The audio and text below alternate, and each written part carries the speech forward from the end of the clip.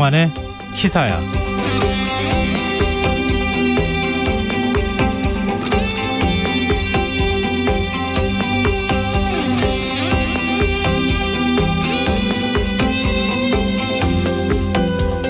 안녕하십니까. 시사평론가 김성환입니다. 잠시라도 흐름을 놓치면 도무지 이해하기 어려운 것이 있다면 바로 지금 정치권의 상황일 겁니다. 윤석열 전 검찰총장 재직 시절 검찰이 야당을 통해 법여권 인사에 고발을 사주했다는 의혹을 두고 정치권에서는 연일 공방이 벌어지고 있습니다. 스스로 제보자임을 밝힌 조성훈 전 미래통합당 선대위 부위원장이 지난 8월 박지원 국가정보원장과 식사를 한 사실이 알려지면서 야당은 새로운 의혹을 제기하고 나섰는데요.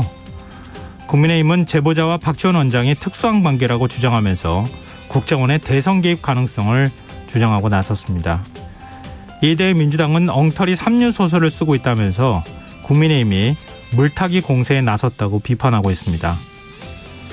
양측은 자신을 향한 의혹에 대해선 추정에 불과하다는 입장을 강조하고 있지만 서로를 향해서는 게이트라는 말을 서슴없이 써가면서 공세 수위를 높이고 있는데요. 이런 상황 어떻게 봐야 할까요? 게이트의 사전적 의미는 출입구지만 미국 워터게이트 사건 이후 정치권에서는 권력이 연루된 대형 비리 의혹 사건에 대해 게이트라는 말을 사용하는데요.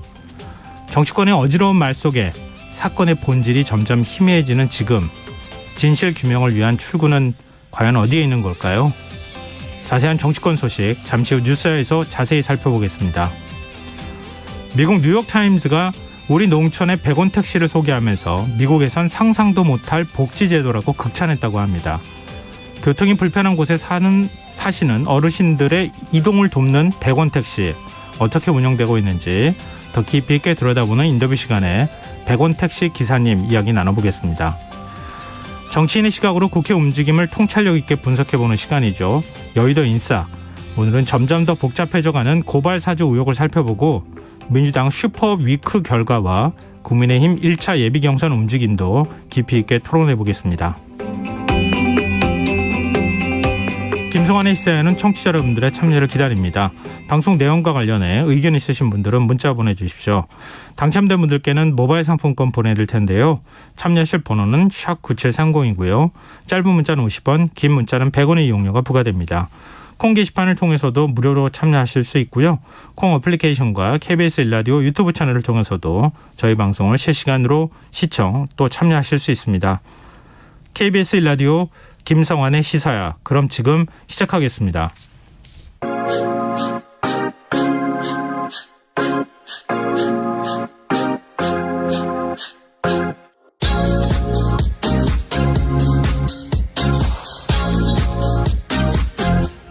KBS 일라디오 김성환의 시사야.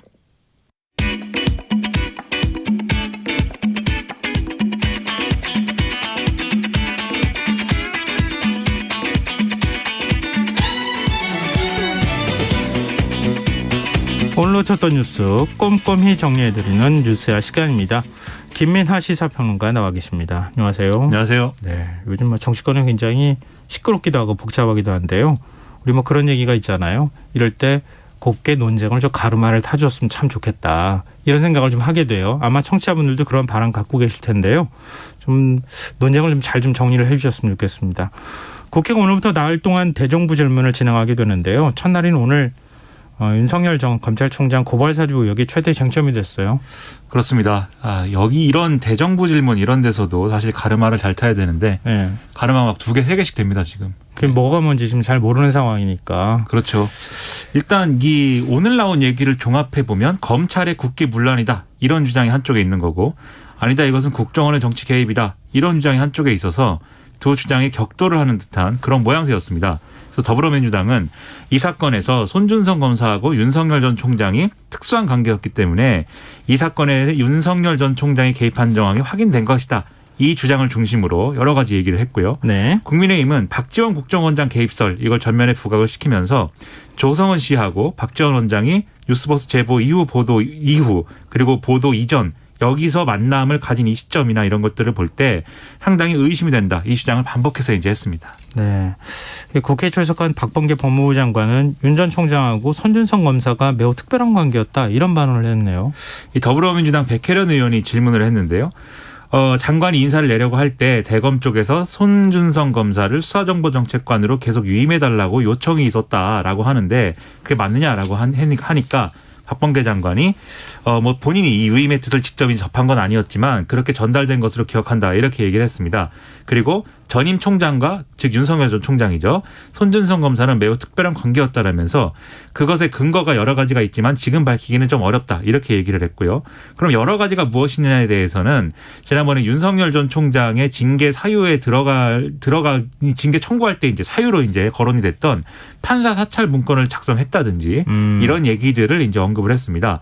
그리고 이 김웅 의원을 통한 고발장 전달이라는 게 윤석열 전 총장이 지시 없이 가능했겠느냐라는 질문도 나왔는데 거기에 대해서는 그런 대목도 이제 핵심적인 수사 대상이다 이렇게 반응을 했습니다. 네, 이 손준성 수사정보정책관이 이른바 판사 사찰 문건을 작성한 당사자였던 거잖아요. 그렇습니다. 그러니까 윤 전 총장하고 상당히 가까운 관계였다 이렇게 또 얘기하는 것 같은데 국민의힘은 지금 박지원 국정원장을 겨냥하고 있어요. 근데 박 원장하고 그 뭐 특수한 관계, 이른바 제보자하고 특수한 관계라고 얘기하는 근거가 뭡니까?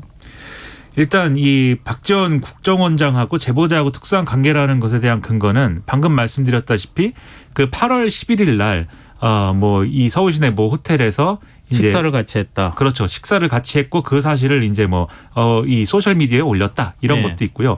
평소 박지원 국정원장하고 이 조성은 씨하고 이 페이스북을 통해서 굉장히 여러 가지 뭐 대화를 주고 받았다. 뭐 이런 얘기도 이제 근거로 제시를 하고 있고 네. 그리고 대정부 질문에서 사실 확인되지 않은 얘기도 여러 가지가 나왔습니다. 권성동 의원이라든가 이런 이제 국민의힘 의원들이 뭐 이 제보하기 전에 박지원 국정원장에게도 뭐 이걸 전달했다고 한다 등등 여러 확인되지 않는 얘기를 했는데 이런 상황 속에서 국민의힘 소속 정보위원들도 이 정보위 소집을 촉구를 해서 진상조사를 해야 된다라는 공동성명을 또 냈습니다. 그래서 이 박지원 국정원장을 향해서 지금 당장 국민들에게 이 조성은 씨 왜 만났는지 무슨 얘기를 했는지 소상히 밝혀야 된다라면서 대통령을 향해서는 또 이 박지원 국정원장을 즉각 사임시켜야 된다라고 했고요. 이들 중에 한 명인 하태경 의원은 이 국정원장 특수활동비 사용 내역을 확인해야 된다. 이걸 확인해서 과연 여기서 지출이 있었는지 얼만큼 많이 만났는지 이런 것들을 확인해야 돼서 이 자료를 요청한 상태다 이렇게 주장을 하고 있습니다. 윤 전 총장 캠프 측에서는 박지원 국정원장을 공수처에 고발했어요.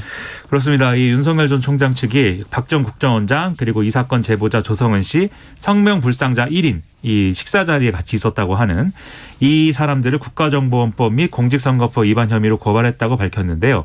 즉 선거운동을 할 수 없는 공무원 신분인 자가 선거에 영향을 미치려는 영향으로 허위 사실을 유포했다. 이런 얘기입니다.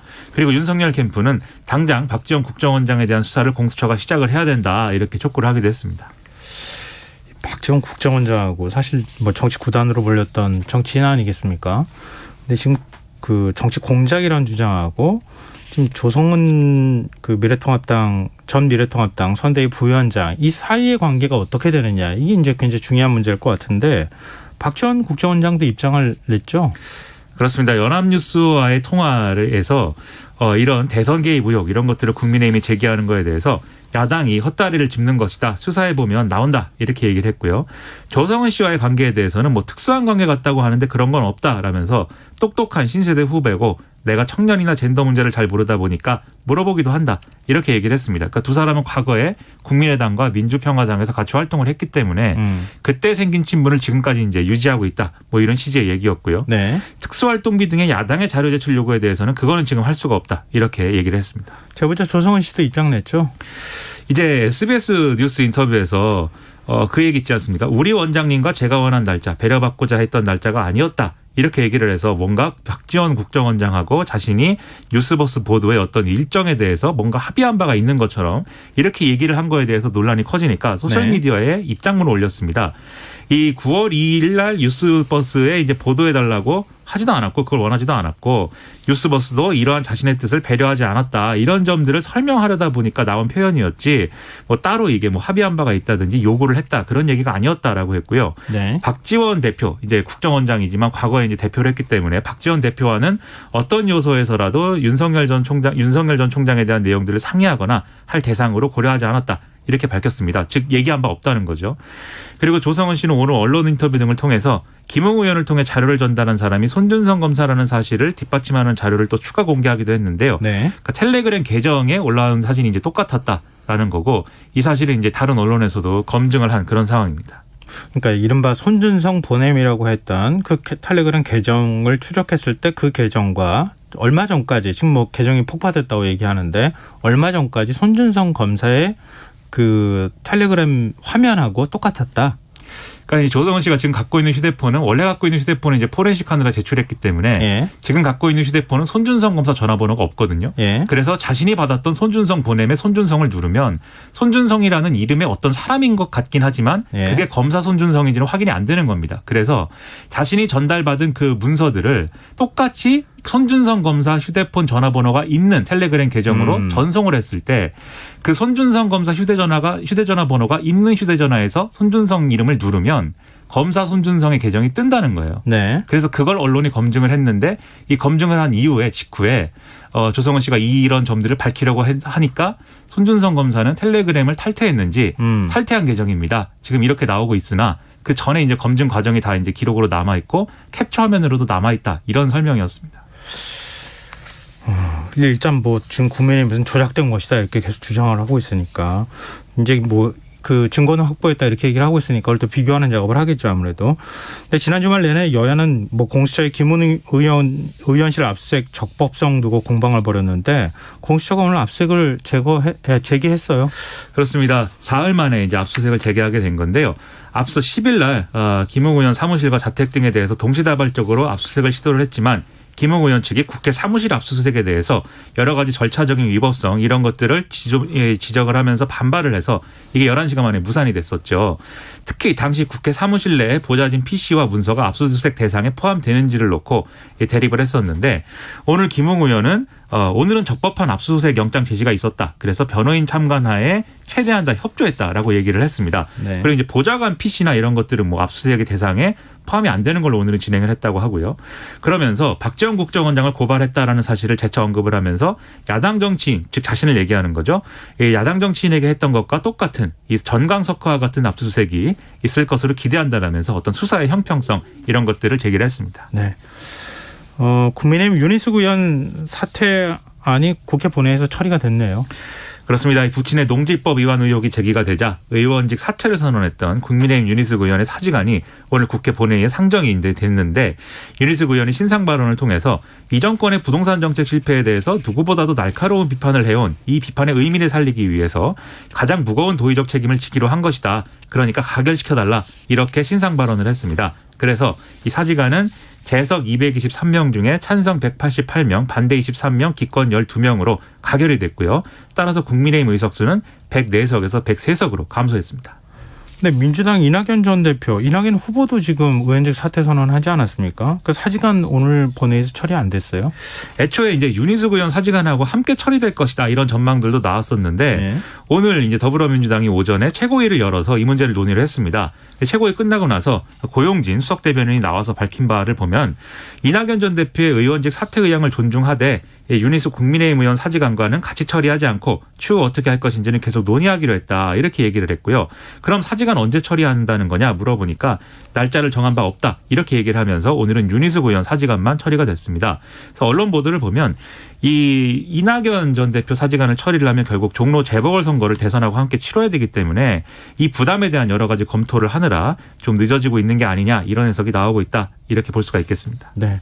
민주당 정세균 전 국무총리가 경선 참여를 중단하고 후보직을 사퇴했어요. 오늘 국회에서 기자회견을 열고 평당원으로 돌아간다. 백의종군하겠다. 이렇게 밝혔고요. 뭐 지금까지 도와줬던 분들에게 감사의 인사를 보낸다라고 했는데요. 특정 후보를 지지하는 것이냐 등을 묻는 질문에 대해서는 나는 민주당을 사랑한다. 그래서 민주당과 새로운 대한민국을 위해서 한 결정이다라면서 명확한 답을 하지 않았습니다. 정 전 총리의 지지세가 어느 쪽으로 갈 것이냐, 이게 관심거리 아니겠습니까? 그렇습니다. 일단 당장은 이낙연 전 대표한테 호재가 되지 않겠느냐라는 전망이 나오는데요. 그렇지만 정세균 전 총리를 도왔던 이 현역 의원들 등은 결국은 정세균 전 총리를 따른 것이기 때문에 이낙연 전 대표 지지로 조직적으로 움직이기는 어렵다. 이렇게 얘기하는 반응도 있다고 하고요. 네. 이러다 보니까 이재명 지사의 경우에는 과거에 정세균 후보가 당대표 시절에 자기가 상근 대변인을 했다든지 이런 인연을 얘기를 하면서 이 나름대로 구애 경쟁에 나서고 있는 이런 모습이었습니다. 아마도 서로 구애를 하는 이런 과정이 있을 걸로 보입니다. 네, 지금 호남 경선이 남아있는 상황이어서 이 지지세가 어떻게 움직일지 좀 지켜보죠. 네, 오늘 뉴스야 여기까지 하겠습니다. 지금까지 김민하 시사평론가였습니다. 고맙습니다. 고맙습니다.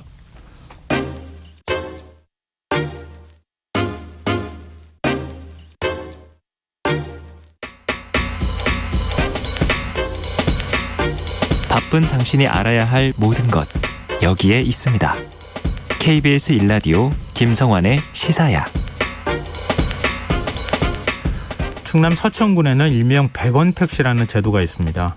이 교통이 불편한 곳에 사시는 어르신들이 100원만 내면 편하게 택시를 타고 시장이나 병원까지 갈 수 있는 건데요.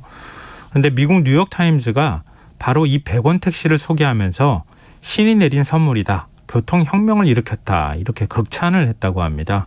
미국 언론도 주목한 100원 택시, 어떤 식으로 시행되고 있고 어르신들의 반응은 어떨까요? 충남 서천군에서 100원 택시를 운행하시는 이기엽 기사님 연결해서 얘기 나눠보겠습니다. 기사님 안녕하십니까? 네, 안녕하세요. 네, 반갑습니다. 네, 반갑습니다. 네, 기사님께서는 언제 어떻게 100원 택시 운행을 시작하시게 된 겁니까? 지난 2013년 3개 마을을 대상으로 2개월간 시범으로 운영을 했는데요. 네. 호응이 상당히 좋아가지고 지금은 16개 마을로 늘리게 됐고요. 예. 현재로는 지금 24개 마을을 대상으로 운영 중에 있습니다. 그럼 처음부터 100원 택시 시작할 때부터 기사님이 택시를 운행하시면서 어르신들을 모셔다 들이신 거예요? 예, 제가 처음부터 그 2개월 동안 시범 운영을 제가 했었어요. 아, 시범 운영 때부터 참여하셨어요? 예. 아, 그러면 어떤 누구보다 이 제도에 대해서 잘 알고 계실 것 같은데요. 예. 그러면은 지금 100원 택시라는 게, 이 시골 마을에는 버스들이 있잖아요. 예. 버스들이 운행을 하는데 버스들이 적자가 나거나 이렇게 해서 운행이 안 되는 이런 사각지대에 있는 사시는 어르신들을 이렇게 모셔다 드리는 이런 역할을 하는 거죠. 그렇죠. 예, 이제 그 버스 승강장하고 마을 회관하고 예. 거리가 곧 뭐 1km 이상 떨어진 마을이 처음에는 이제 그 해당이 돼가지고 네. 그렇게 했는데 이제 지금은 700m 정도로 이렇게 좀 줄여가지고 그래갖고 마을이 대상이 많이 됐죠. 근데 기사님께서는 일주일에 100원 택시를 몇 회 정도 운행하세요? 하루에요. 예. 아, 일주일에 뭐 하루에 몇 회 정도 하세요? 하루에 이제 장날마다 틀리죠. 장날, 서천장날하고 판교장이 있는데, 예, 판교장에는 한 10회 정도 하죠. 적지 왔다 않네요. 갔다 10회 정도, 예. 이 100원 택시를 운행하시는 기사님들이 총 몇 분 정도 계세요? 그러니까 뭐, 우리 판교에는 3명이 계시고요. 네. 우리 서천군으로는 한 24명 정도가 있는 것 같아요. 그러면 그냥 진짜 어르신들이 전화 한 통화만 하시면 그러면 그 어르신 계시는 곳까지 달려가시는 거예요? 아니에요. 전화하시는 게 아니고, 예. 그 이제 예를 들어 장이 이제 5일장, 11장, 15일장, 20일장 이렇게 했는데, 네. 그 몇 시까지 이렇게 마을 회관으로 다 모이셔요. 그러면 저희가 7시에 들어가요. 아침에. 예. 첫 타임 7시에 들어가면 만약에 10분이 나오셨으면 3번을 다니시고, 3번을 다니고, 네. 그보다 더 나오시면 더 다니고 이렇게 해서 거리는 판교장 같은 경우는 한 4.4km 내에서 5km 정도. 네. 서천장은 한 10km 정도 돼요. 키로수가. 그렇게 해서 운행을 하고 있죠. 그러면은 장까지 가신 다음에 뭐 이것저것 장도 보시고 하실 거 아니겠어요? 예. 그럼 다시 마을로 되돌아올 때는 어떻게 합니까? 다시 이제 그 판교 농협 앞에서 이렇게 다 모이셔요. 거리 모이시면 다시 또 우리가 태워갖고 집까지. 그때는 이제 이 물건들을 많이 사고 하시니까 네.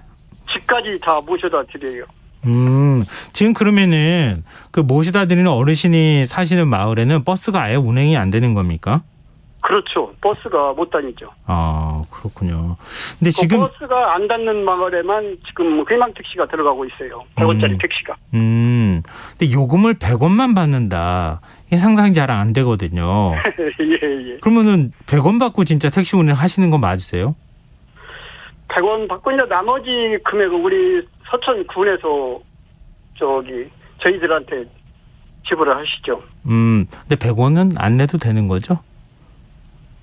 100원 꼭 내야 되는 겁니까? 있어요. 예? 예. 100원은 받고 있습니다. 아, 100원은 받고 계세요? 예. 그 상징적인 금액이니까. 예. 100원은 받고 있습니다. 근데 지금 기사님들 입장에서 코로나19 상황이잖아요.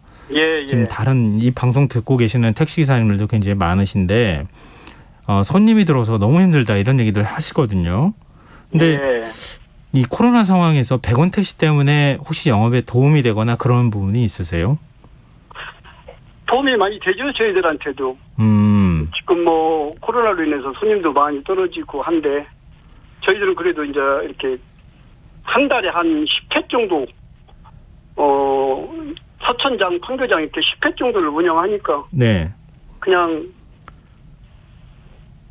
거기서 이제 조금 많이 수입을 좀 보충을 하시는 거군요. 예. 안정적으로 수입이 좀 생기는 측면이 있겠네요. 예.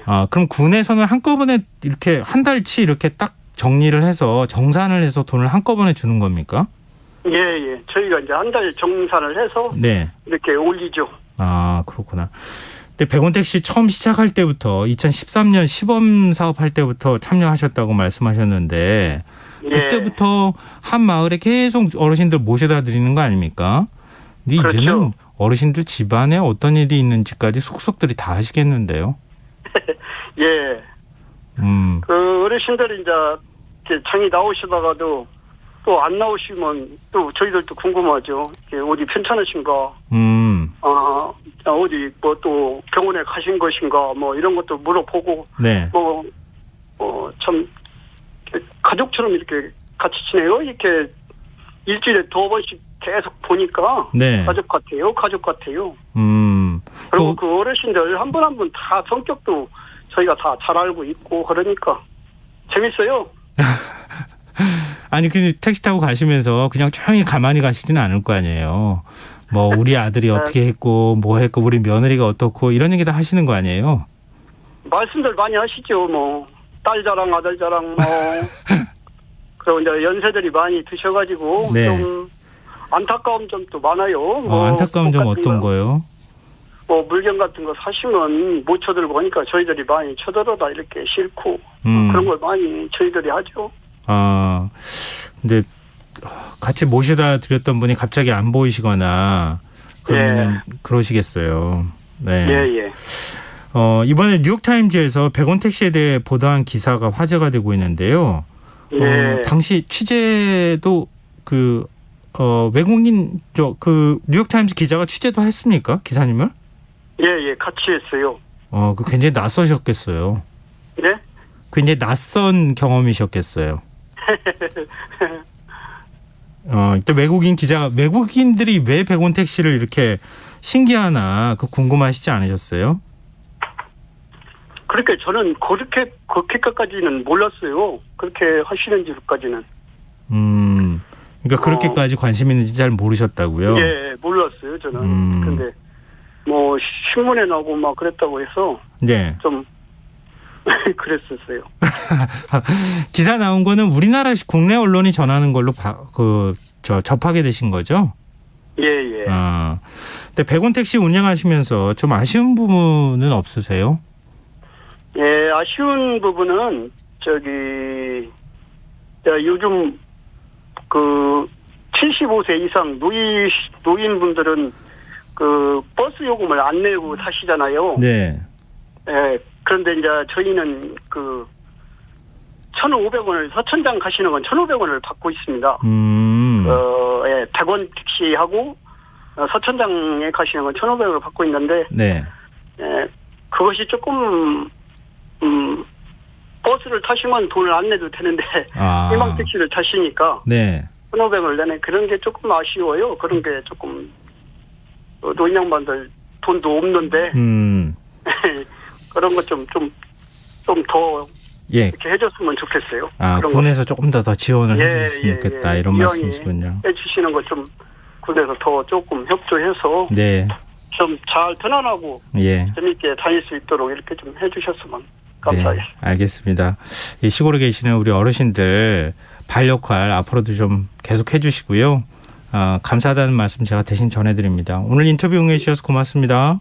예, 고맙습니다. 네, 지금까지 충남 서천군 백원택시 이기엽 기사님이었습니다.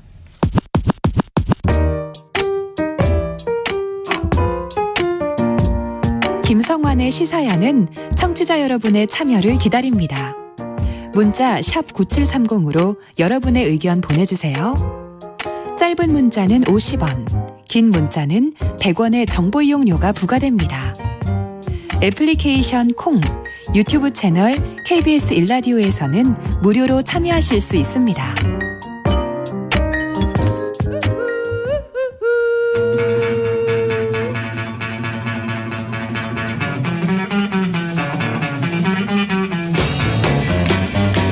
정치인의 눈으로 여의도 국회의 움직임을 통찰력 있게 꿰뚫어보는 시간입니다. 여의도 인사이트, 줄여서 여의도 인사인데요. 민주당 신경민 전 의원 자리하셨습니다. 안녕하세요. 네, 안녕하십니까. 국민의힘 오신환 전 의원 나오셨습니다. 안녕하세요. 네, 안녕하세요. 오신환입니다. 네, 두 분은 뭐 고발 사주 의혹과 관련해서 같이 다른 프로그램에서 논쟁을 벌이시거나 그러지 않으셨어요? 직접 의원하고 한 적은 없고요. 아, 그래요? 네. 네, 저도 그렇습니다. 다른 분하고. 이게 워낙 뭐 첨예하게 네. 서로 이해관계나 바라보는 시각이 좀 엇갈리는 상황이어서요. 지금 이제 처음에는 고발 사주 의혹과 관련한 부분들의 그 뭐 일종의 이제 어느 경로를 거쳐서 어떻게 고발장이 갔느냐, 거기에 검찰의 뭐 관계자가 어떻게 개입돼 있느냐, 국민의힘에 어느 정도 관계자가 여기에 관여돼 있느냐, 이게 이제 최대의 관심사였는데 갑자기 제보자 조성은 씨가 나오고 그리고 박지원 국정원장을 만난 사실이 알려지면서 지금 야당 쪽에서는 국정원의 대선 개입이다 이렇게 주장하고 있고요. 또 지금 민주당 쪽에서는 국기문란을 덮으려는 물타기다 뭐 이렇게 지금 얘기를 하고 있는 상황인데 두 분은 지금 상황 어떻게 지켜보고 계시는지 말씀을 좀 먼저 듣겠습니다. 그래서 이제 본질적인 건 문건이 생산되고 유통된 거 아니겠습니까? 네. 생산된 것도 큰 문제고 이게 또 유통이 돼서 야당으로 흘러들어간 경위, 이게 이제 본질이고, 갑자기 그 제보자, 공익 제보자가 커밍아웃을 하고 그 커밍아웃을 한 조성은 씨가 박지원 국정원장하고 만나고 뭐 이러면서 이제 이게 국정원 게이트다 뭐 이렇게 지금 변화가 되고 있는 건데, 네. 조성은 씨와 박지원 원장의 만남은 본질은 아니죠. 진짜 본질은 여전히 처음부터 생산이 어떻게 됐느냐, 그리고 그게 어떤 경로로, 지금 유통 경로가 하나가 아니잖아요. 네네. 의심되는 정황이 유통 경로가 지금 복수로 몇 개가 존재하는 것으로 보이는데 유통 경로는 어떻게 된 거냐, 이것이 여전히 본질적인 문제죠. 이 문제가 해결이 돼야지 이 사태가 진정이 될 수 있는 것이지 뭐 나머지 문제는 그렇게 중요해 보이지는 않습니다. 네. 오신환 전 의원 생각은 좀 다르실 것 같은데. 네. 일단은 뭐 진실규명을 하루속히 해서 그 실체를 밝히는 게 매우 중요하겠고요.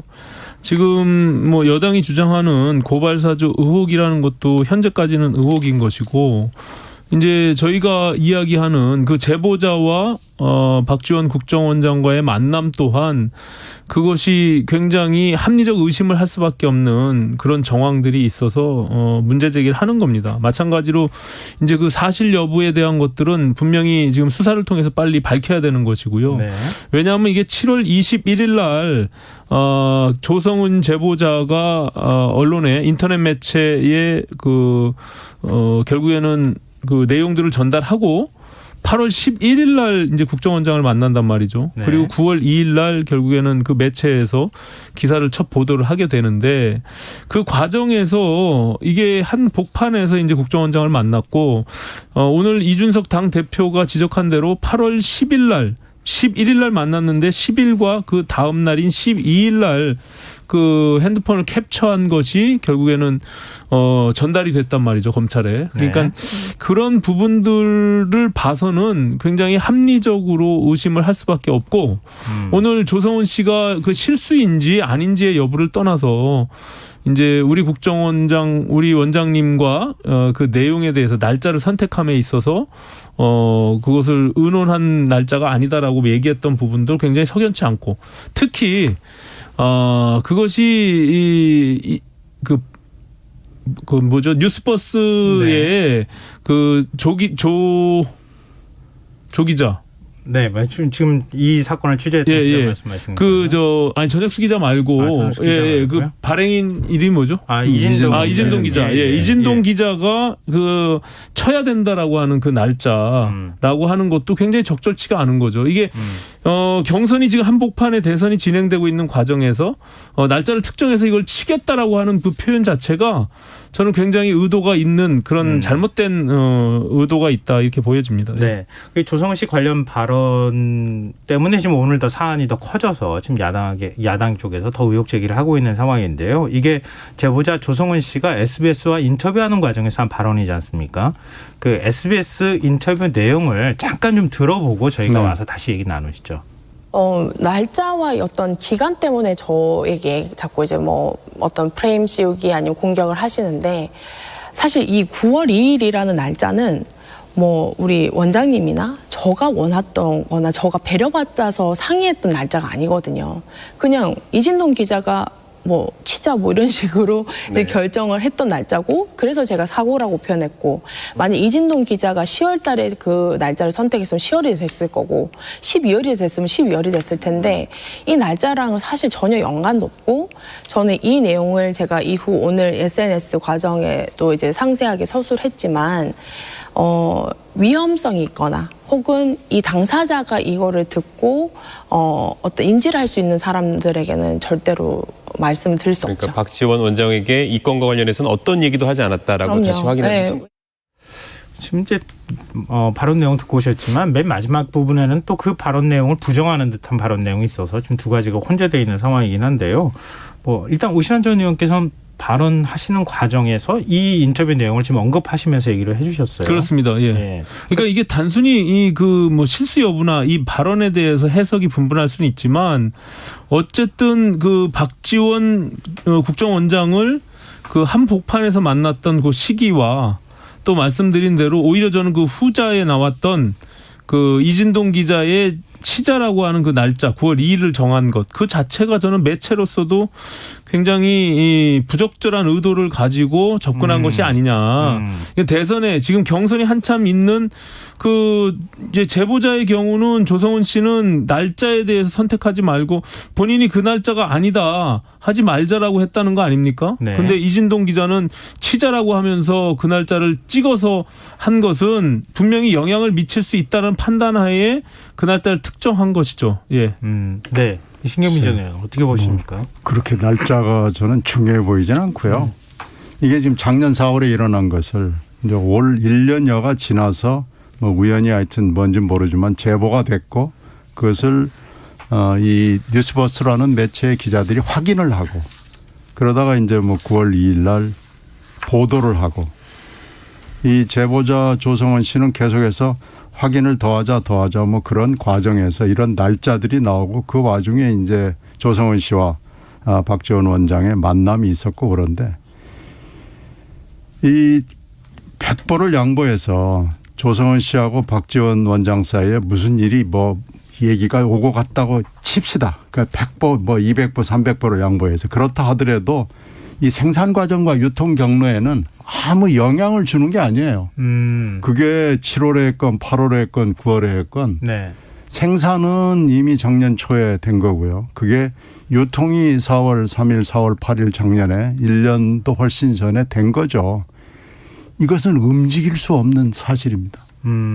그 진실 규명을 우리가 지금 못하고 있는 건데 그 사이에 조성은, 박지원 두 분이 뭐 몇 번을 만났는지 모르겠지만요.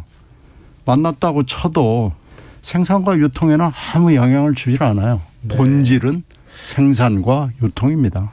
그 오신환 전 의원께 좀 여쭤보고 싶은데요. 네. 민주당 송영길 대표는 메신저를 공격하는 것은 아주 전형적인 구태 정치다 이렇게 주장을 하고 있거든요. 그러니까 지금 이제 말씀 잠깐 하신 것처럼 네. 만약에 박지원 국정원장이 정치 공작을 하려고 했다고 하면 그러면 지금 그동안에 지금 고발장이 김웅 의원을 통해서 넘어갔다고 얘기를 하고 있는 거 아닙니까? 네. 그럼 김웅 의원이 완벽하게 이건 날 쪼고 나는 그런 고발장 받은 적 없다. 이렇게 나오면은 정치 공작이라고 하는 주장에 좀 더 힘이 실릴 거 아니겠어요? 아니 근데 어쨌든 지금 저 신경민 의원님 말씀하신 대로 이것이 이제 그 선 검사, 손준성 검사. 네, 손준성 검사. 제가 예. 오늘 이름이 생각이 예. 잘 안 나네요. 손준성 검사가 지금 이제 전달을 한 것은 저는 사실로 보입니다. 다만 그것이 손준성 검사가 직접 작성을 했는지 아니면 네. 오늘 뭐 언론사에서 그것이 또 제3의 검사가 작성을 한 것으로 기사가 났는데 뭐 그렇더라도 어쨌든 그 실제 지금 윤석열 전 총장이 이것을 지시하거나 묵인을 했느냐라고 하는 그 실체는 없는 거예요. 그렇잖아요. 지금 현재까지는 아무런 증거가 없죠. 네. 예.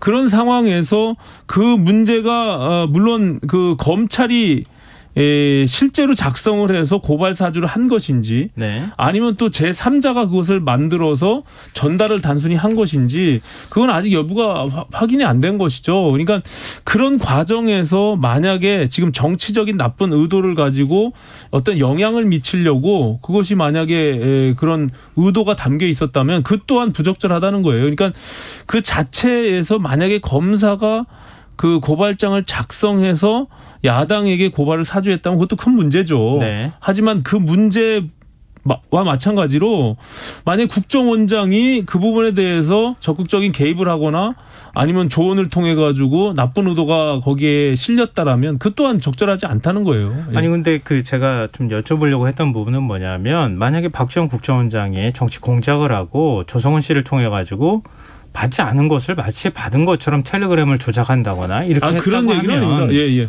그러면 뭐 가능하지도 중간에 않은 얘기죠. 김웅 국회의원이 들어갈 일도 없는 거고 네. 그리고 검찰에 지금 뭐 손준성 검사 텔레그램 화면도 나오고 있는 상황이지만 그 경로 자체를 완벽하게 지금 정치 공작을 해서 조작할 수는 없는 거잖아요. 저는 그렇게 얘기한 적은 없고요. 예. 예, 그거는 뭐 그 자체가 모두가 다 조작을 하고 가짜로 만들었다고 하는 게 아니라 그런 사실이 있다면 그것은 사법적 판단에 의해서 네. 그거는 적법한 책임을 물어야 되는 게 맞아요. 예. 하지만 그것을 나쁜 정치 의도를 가지고 공작과 맞먹는 수준에서 그것을 만약에 언론을 통해서 터뜨리고 선거에 대선에 영향을 미치려고 했다라면 네네. 그 또한 굉장히 큰 국기문란이죠. 네, 예. 무슨 말씀인지 알겠습니다. 예. 근데 신경민 전 의원께 그걸 좀 여쭤보고 싶어요. 네. 국정원장이 뭐 한 보수 언론 표현으로는 네. 그렇게 한가한 자리냐?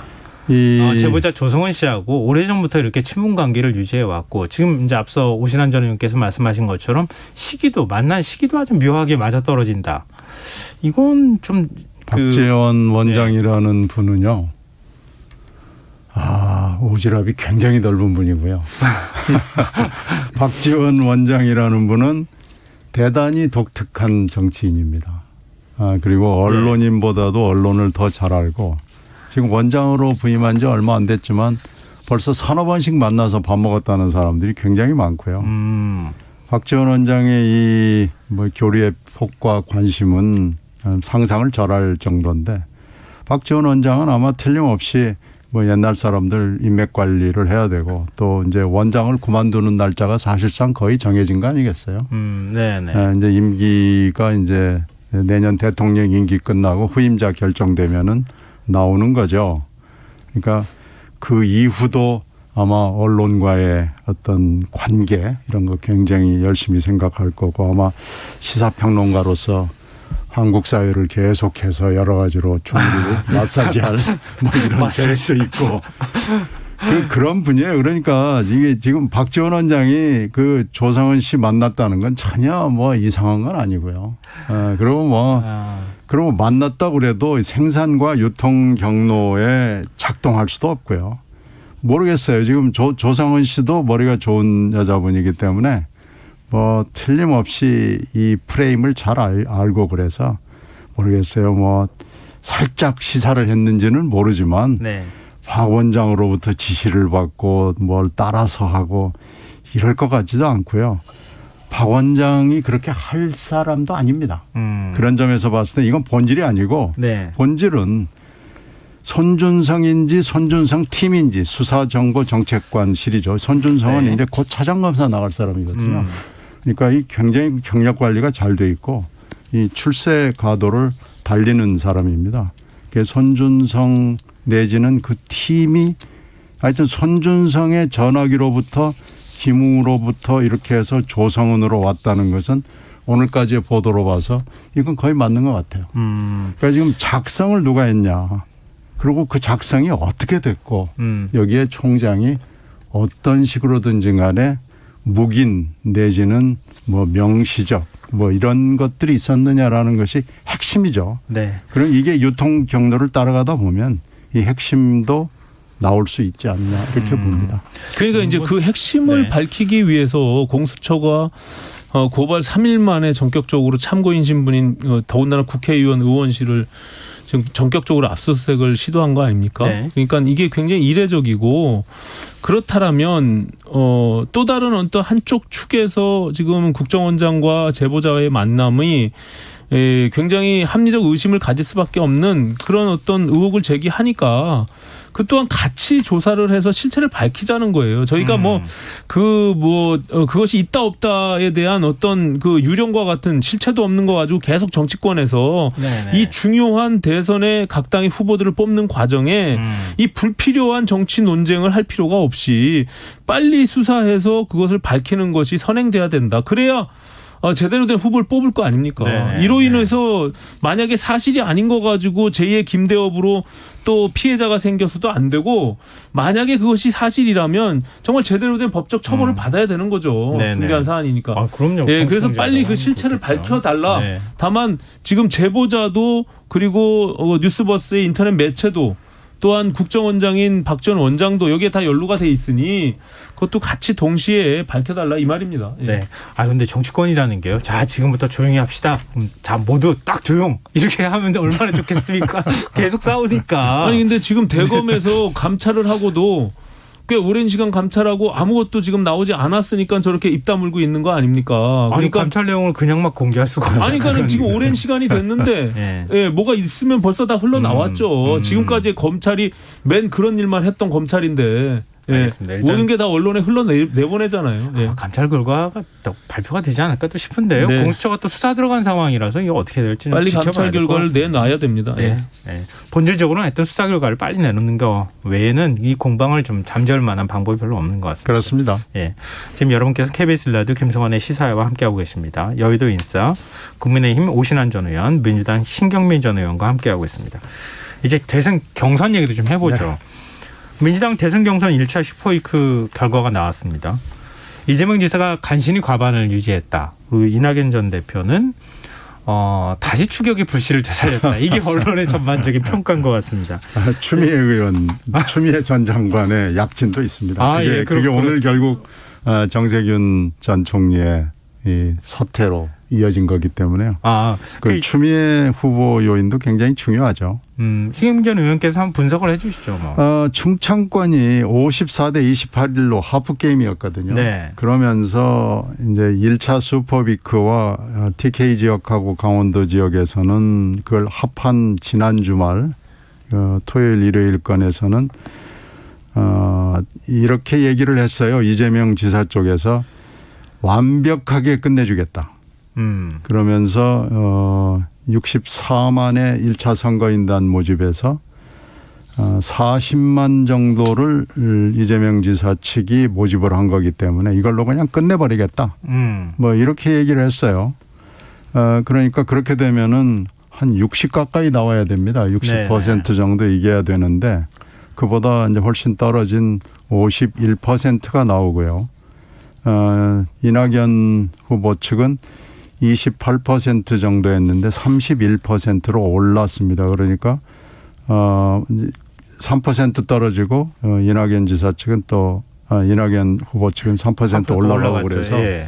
30%대를 넘었기 때문에 일단 불씨는 살아났다. 이렇게 판단을 하는 거죠. 그리고 이제 이재명 후보 측은 50%를 넘겼다. 그래서 피차의 지금 강조점이 조금 다르죠.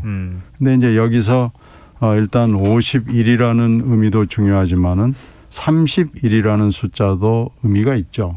그래서 이제 이 두 가지 해석이 다 유효하고요.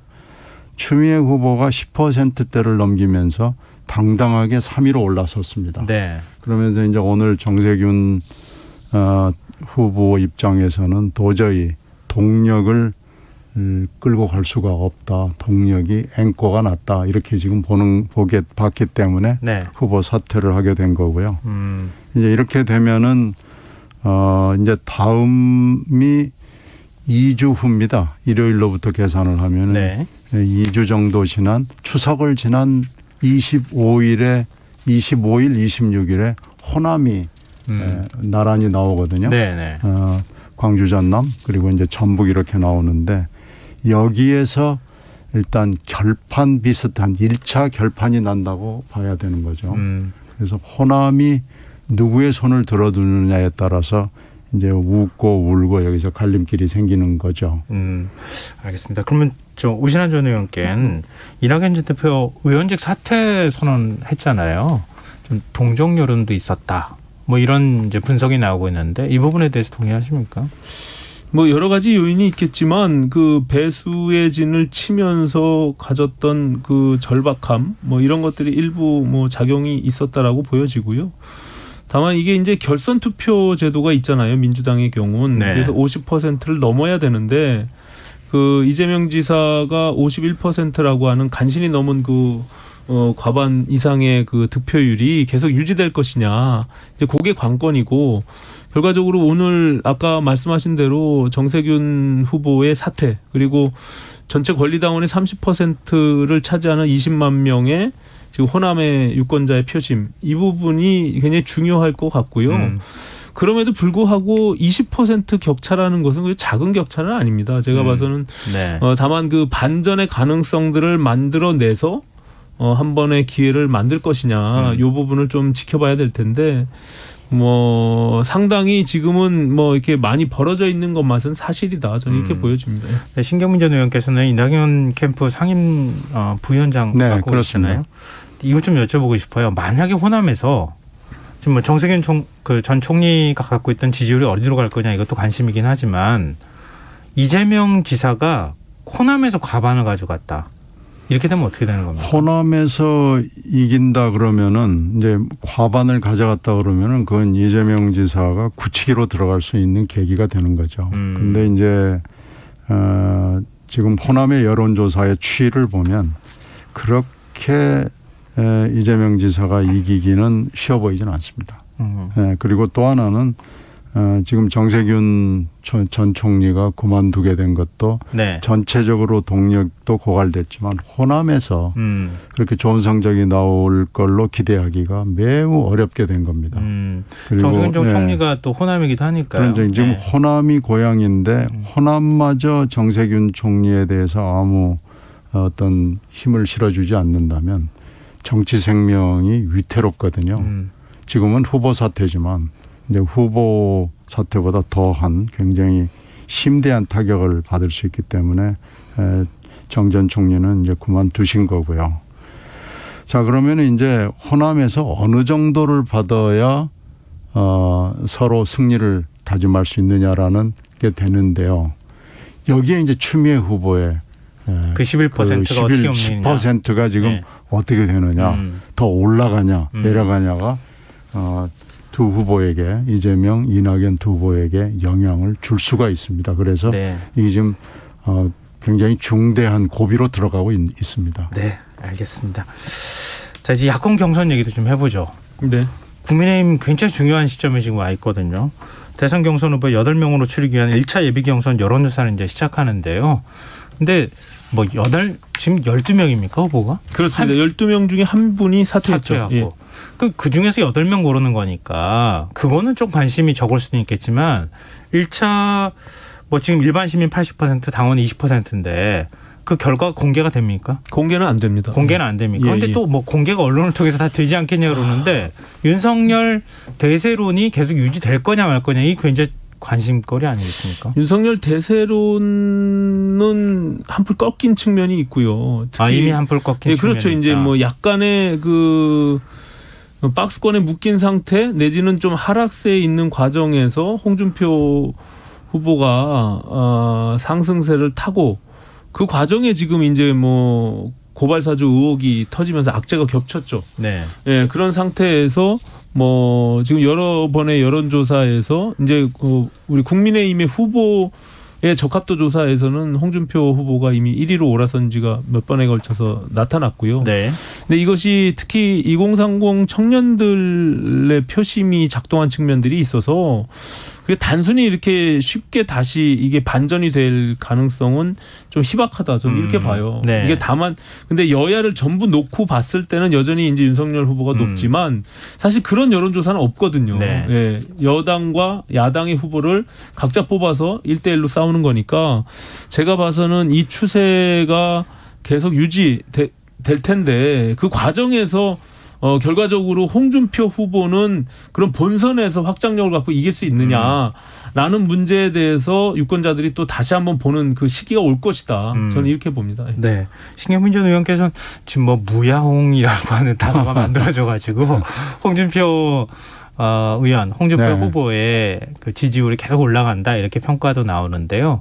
홍준표 의원은 이재명 지사하고 붙으면 난 이길 수 있다 뭐 이렇게까지도 얘기하고 있는 상황인데 어떻게 보십니까?